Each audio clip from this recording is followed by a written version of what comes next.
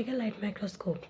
हमने पिछली वाली वीडियो में माइक्रोस्कोप के बारे में पढ़ा था जिसमें 2 साइंटिस्ट रह गए थे। अब इस साइंटिस्ट के बारे में हम अब पढ़ेंगे जिन्होंने पहली बार हमारा माइक्रोस्कोप को डिस्कवर किया था।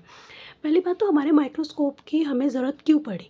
माइक्रोस्कोप की ज़रूरत हमें इसलिए पड़ी जब हम माइक्रोबियल फील्ड में घुसे। जब हम माइक्रोबियल फील्ड में गए थे तब हमें माइक्रोस्कोप की नीड पड़ी। माइक्रोस्कोप की नीड हुई क्यों? ताकि हम किसी भी माइक्रो ऑर्गेनिज्म की स्ट्रक्चर, मॉर्फोलॉजी और मैकेनिज्म को अच्छे से जान सकें। देन अब हम इसकी हिस्ट्री की बात करें, जेंस एंड इनके फादर जो थे हैंस, इन्होंने पहली बार माइक्रोस्कोप को इन्वेंट किया था। इन्होंने एक एक्सपेरिमेंट किया था नॉर्मली कैजुअली, जिसमें इन्होंने लेंस को एक ट्यूब के अंदर डाला था और उन्हें ऑब्जर्व किया था किसी भी ऑब्जेक्ट को, जिसमें उन्हें वो जो ऑब्जेक्ट है वो बहुत ही ज़्यादा क्लोज और लार्ज वे में दिखा। वहाँ से ही पहला माइक्रोस्कोप, जिसे हम सिंपल माइक्रोस्कोप भी कह सकते हैं क्योंकि इसमें सिर्फ एक सिंगल लेंस यूज़ किया था किसी भी माइक्रो ऑर्गेनिज्म को, किसी भी चीज़ को लार्ज वे में देखने के लिए। अब लाइट माइक्रोस्कोप है क्या?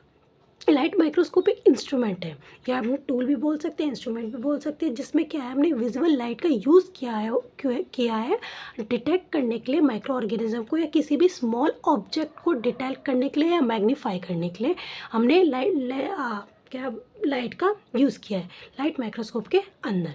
देन ये जो माइक्रोस्कोप है, लाइट माइक्रोस्कोप, इसमें होता क्या है? अब हम इसकी प्रिंसिपल की बात करते हैं। लाइट माइक्रोस्कोप के प्रिंसिपल है क्या एग्जैक्टली? लाइट माइक्रोस्कोप का प्रिंसिपल क्या है? जो विजुअल लाइट है, विजुअल लाइट को हम डायरेक्ट क्या करते हैं, हम सैंपल के ऊपर डालते हैं। विजुअल लाइट हमारे जैसे ही सैंपल के ऊपर डलता है तो एक रिफ्रैक्शन क्रिएट होता है। रिफ्रैक्शन कैसे क्रिएट होगा? जैसे हमारा लाइट माइक्रोस्कोप, मतलब वो विजुअल लाइट हमारे जैसे सैंपल के पास गया तो वहाँ पर एक रिफ्रैक्शन क्रिएट होता है। तो वो वहाँ पर लाइट जो है वो थोड़ा सा बेंट हो जाता है, सैंपल से लेंस से होते हुए जब गुजरता है तो हमारा जो लाइट है वो थोड़ा सा बेंट हो जाता है। तो जब वो बेंट होता है तो ऑब्जेक्टिव लेंस और आई पीस लेंस जो होता है वो उस लाइट को मैग्नीफाइज करते हैं। देन हमें वो मैग्नीफिकेशन इमेज ह्यूमन आई की हेल्प से दिखता है हमें।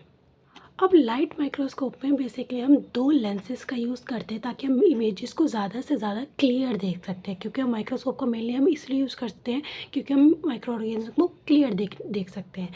तो जो इसमें 2 लेंस का यूज़ होता है वो होता है एक objective lens, then ocular lens. जो इसकी मैग्नीफिकेशन पावर होती है ऑब्जेक्टिव लेंस की वो होती है 100x, और ऑक्यूलर लेंस की जो मैग्नीफिकेशन पावर होती है वो होती है 10x।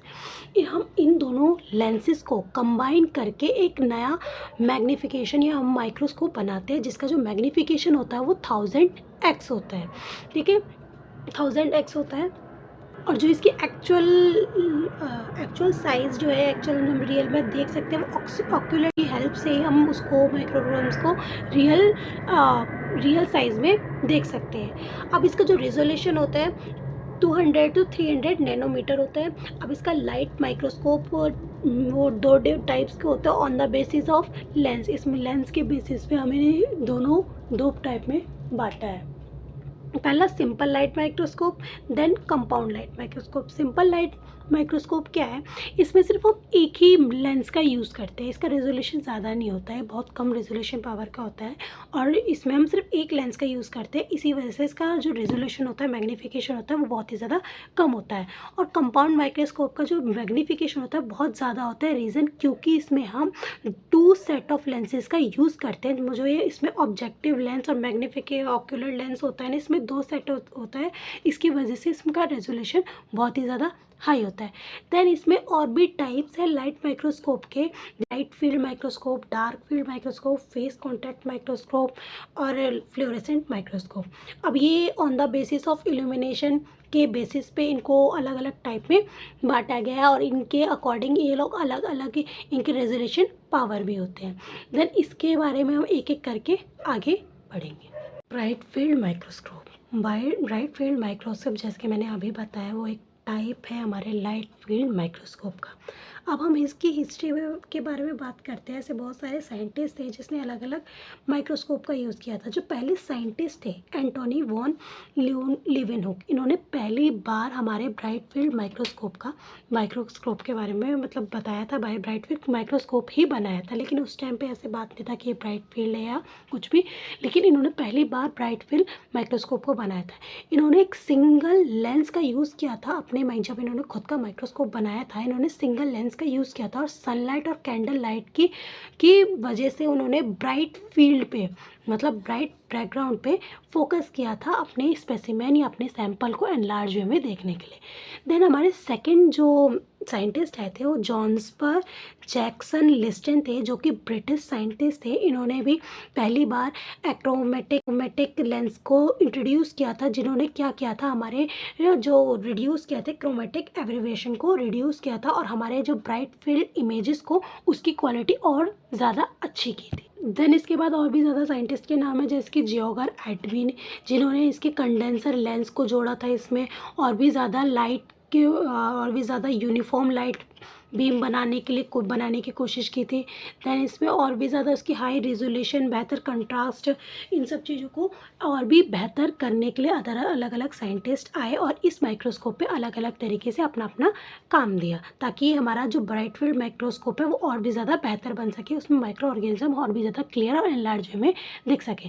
अब हम इंट्रोडक्शन की बात करें, इसमें होता क्या है, इसमें बेसिकली हम इसे ब्राइट फील्ड माइक्रोस्कोप कहते क्यों है? ब्राइट फील्ड माइक्रोस्कोप इसलिए कहते हैं, जो इसका बैकग्राउंड होता है वो हमारा ब्राइट होता है। जो बैकग्राउंड होता है इस ब्राइट फील्ड माइक्रोस्कोप का वो बहुत ही ज़्यादा ब्राइट, उसमें जो हमारे स्पेसिमेन लिया जाता है वो बहुत ही ज़्यादा थिन लिया जाता है और स्पेसिमेन जो होता है वो हमारे लाइट को एब्जॉर्ब करता है और एब्जॉर्ब भी करता है और स्कैटर्ड भी करता है, ताकि हमारा माइक्रो ऑर्गेनिज्म है ना वो प्रॉपर वे में हमें दिखे। इसका रिजोल्यूशन पावर जो होता है 0.2 माइक्रोमीटर होता है या 200 नैनोमीटर इसका रिजोल्यूशन पावर होता है।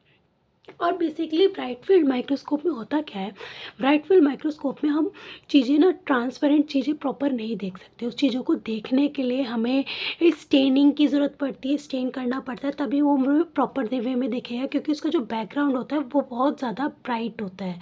ब्राइट बैकग्राउंड, उस पर हम ट्रांसपेरेंट चीज़ें नहीं देख सकते।